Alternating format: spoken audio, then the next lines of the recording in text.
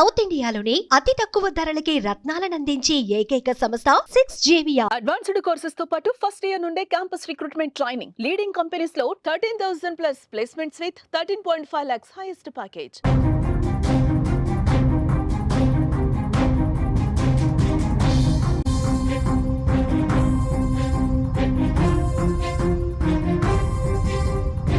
Welcome to Suman TV. Sarpanch ఎన్నికలు ఎప్పుడా అని ఎదురు చూస్తున్న వాళ్ళకి ఖచ్చితంగా ఇది గుడ్ న్యూస్ అవుతుంది. ఎందుకంటే గ్రామాల్లో ఇప్పటికే అనేక మంది నాయకులు సర్పంచ్ ఎన్నికల బరిలో నిలవడానికి, సర్పంచ్ ఎన్నికల కోసం ఎదురు చూస్తున్నారు.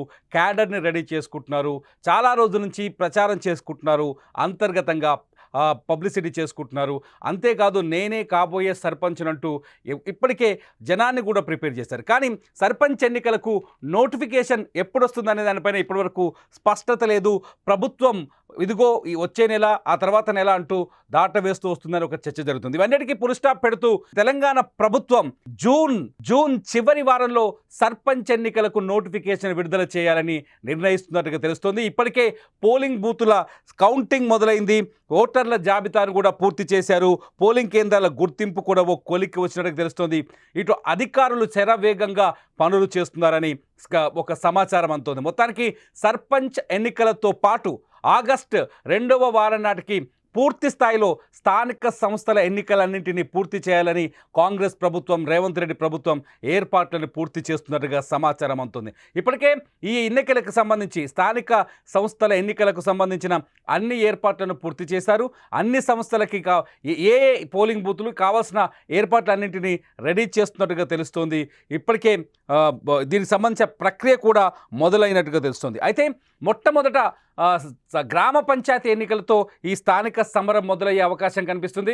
గ్రామ పంచాయతీ ఎన్నికలు మొత్తం తెలంగాణలో 12,633 గ్రామ పంచాయతీలకు ఎన్నికలు జరిగే అవకాశం ఉంది. ఇప్పటివరకు ఈ గ్రామ పంచాయతీ ఎన్నికలకు అంటే ఇంతవరకు పెండింగ్ ఏమీ లేవు. ఆ 12,633 గ్రామ పంచాయతీలకు జూన్ చివరి వారంలో ఈ నెల అంటే రేపటి నుంచి మొదలయ్యే జూన్ చివరి వారంలో నోటిఫికేషన్ వచ్చే అవకాశం ఉంది. జూలై మొదటి వారంలో ఎన్నికలు జరిగే అవకాశం కనిపిస్తుంది. సర్పంచ్ ఎన్నికలు జరిగిన వెంటనే మండల పరిషత్ అలాగే జిల్లా పరిషత్ ఎన్నికలకు కూడా తెలంగాణలో నోటిఫికేషన్ వచ్చే అవకాశం కనిపిస్తుంది. ఎంపీటీసీ, జెడ్పీటీసీ ఎన్నికలకు కూడా అంటే జూలై ఫస్ట్ వీక్లో సర్పంచ్ ఎన్నికలు పూర్తయితే జూలై 2వ వారంలో ఎంపీటీసీ, జెడ్పీటీసీ ఎన్నికలు వచ్చే అవకాశం కనిపిస్తుంది. మొత్తం తెలంగాణలో 5,817 ఎంపీటీసీ స్థానాలకు ఎన్నికలు జరిగే అవకాశం ఉంది. ఎంపీటీసీలకు కూడా ఆల్మోస్ట్ ఆ లైన్ క్లియర్ అయినట్టుగా తెలుస్తుంది.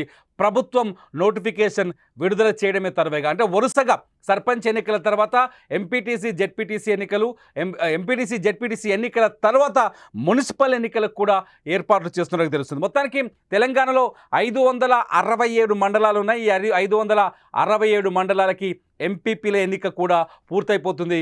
జూలై సెకండ్ ఆర్ థర్డ్ వీక్లో 567 మండలాలకి ఎంపీపీల ఎన్నిక కూడా పూర్తయిపోతుంది.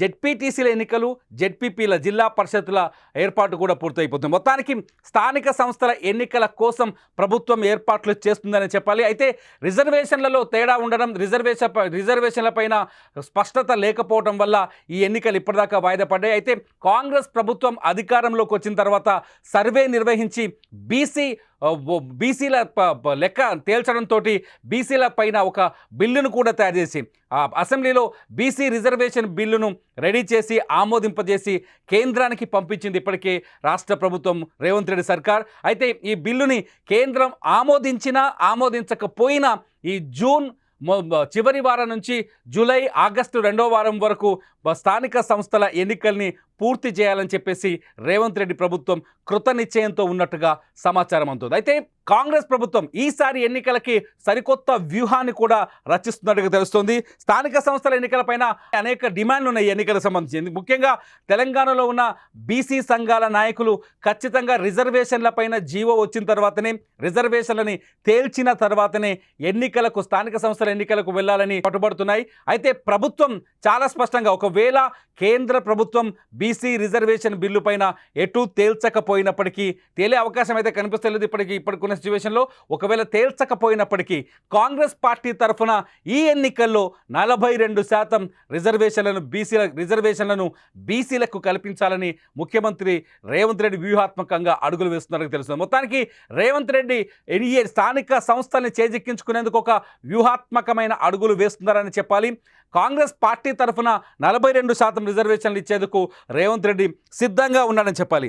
గతంలో జరిగిన స్థానిక సంస్థల ఎన్నికల్లో ఎస్సీ ఎస్టీ జనాభా దామాషా ప్రకారం స్థానిక సంస్థల్లో రిజర్వేషన్లు వచ్చాయి.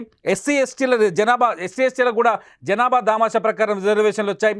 ఆ రిజర్వేషన్ అంటే ఎస్సీ ఎస్టీల రిజర్వేషన్ తీసేసిన తర్వాత బీసీలకు దక్కింది కేవలం స్థానిక సంస్థల్లో 21 నుంచి 22% రిజర్వేషన్లు మాత్రమే. మున్సిపల్ ఎన్నికల్లో 31% రిజర్వేషన్ దక్కాయి. అంటే ఈసారి కాంగ్రెస్ పార్టీ రాజకీయ ఎత్తుగడ కూడా ఇక్కడే కనిపిస్తుంది.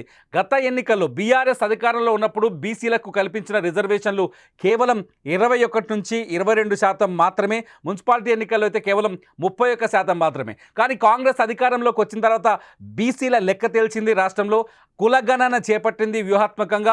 కులగణన జనాభా లెక్కలు తేల్చిన తర్వాత, కులగణనను చేపట్టిన తర్వాత బీసీల రిజర్వేషన్ పైన ఒక స్పష్టమైన నిర్ణయానికి వచ్చింది కాంగ్రెస్ పార్టీ.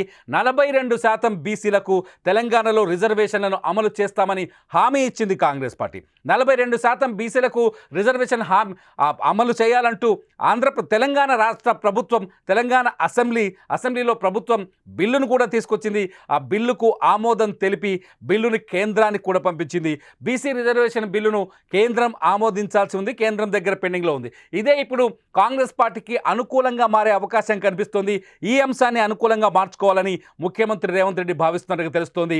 స్థానిక సంస్థల ఎన్నికల్లో ఈ రిజర్వేషన్లు ఒకవేళ కేంద్ర ప్రభుత్వం బిల్లుకు ఆమోదం తెలపకపోతే కేంద్రాన్ని ఇరుకున పెడుతూ ఈ కాంగ్రెస్ పార్టీ తరఫున వీళ్ళు 42% రిజర్వేషన్ని అమలు చేయాలని, స్థానిక సంస్థలో 42% సీట్లను బీసీలకు ఇవ్వాలనే ఆలోచనతో కాంగ్రెస్ పార్టీ ఈ ఎన్నికలకు, స్థానిక సంస్థల ఎన్నికలకు సిద్ధమవుతున్నట్టు తెలుస్తుంది. ఏదేమైనా సర్పంచ్ ఎన్నికల కోసం చాలా రోజులుగా ఎదురు చూస్తున్నారు. నిధులు లేక గ్రామ పంచాయతీలు చాలా ఇబ్బందులు పడుతున్నాయి. మున్సిపాలిటీల గడువు కూడా ముగిసిపోవడంతో మున్సిపాలిటీల్లో కూడా అనేక సమస్యలు కనిపిస్తున్నాయి. ఈ సమస్యలన్నిటికీ పరిష్కారం రావాలి అంటే వెంటనే స్థానిక సంస్థల ఎన్నికల్ని పూర్తి చేయాల్సి ఉంటుంది. కాంగ్రెస్ ప్రభుత్వం ఇప్పటిదాకా ఒకవేళ రైతు రుణమాఫీ కావచ్చు, లేకపోతే రైతు బంధు కావచ్చు, ఇటువంటి అంశాలు ఎన్నికలకు అడ్డుగా మారతాయి అనుకొని ఇంతవరకు ఎన్నికల వైపు కాంగ్రెస్ ప్రభుత్వం వెళ్ళలేదని రాజకీయంగా కొంత చర్చ జరిగింది. కానీ ఇప్పుడు సిచ్యువేషన్ అంతా రేవంత్ రెడ్డి కంట్రోల్లోకి వచ్చింది. మొత్తానికి రేవంత్ రెడ్డి ఒక వ్యూహాత్మకమైన అడుగు వేస్తున్నాడు. స్థానిక సంస్థల ఎన్నికల్లో రిజర్వేషన్ల అంశాన్ని ప్రజల్లోకి తీసుకెళ్ళి జనాభా దామాషా ప్రకారం కాకుండా 42% రిజర్వేషన్లు బీసీలకు ఇచ్చి ఈ ఎన్నికల్లో ఓటు బ్యాంకుని తమ వైపు తిప్పుకునే ప్రయత్నం చేస్తున్నట్టుగా అర్థమవుతుంది. ఏదేమైనా సర్పంచ్ ఎన్నికలకు సమయం వచ్చేసింది. సమరం త్వరలోనే జరగబోతుంది. మరి వచ్చే 2 నెలల్లోనే సర్పంచ్తో పాటు ఎంపీటీసీ, జెడ్పీటీసీ, మున్సిపల్ ఎన్నికలు కూడా మొదలవుతాయనే సమాచారం మనకు అందుతోంది. చూస్తూనే ఉండండి సుమన్ టీవీ. సర్పంచ్ ఎన్నికలు అలాగే స్థానిక సంస్థల ఎన్నికలకు సంబంధించిన పొలిటికల్ న్యూస్ కోసం, ఎవ్రీడే పొలిటికల్ అప్డేట్స్ కోసం సుమన్ టీవీ లైవ్ని సబ్స్క్రైబ్ చేసుకోండి. సుమన్ టీవీ లైవ్లో వీడియోస్ చూస్తూనే ఉండండి.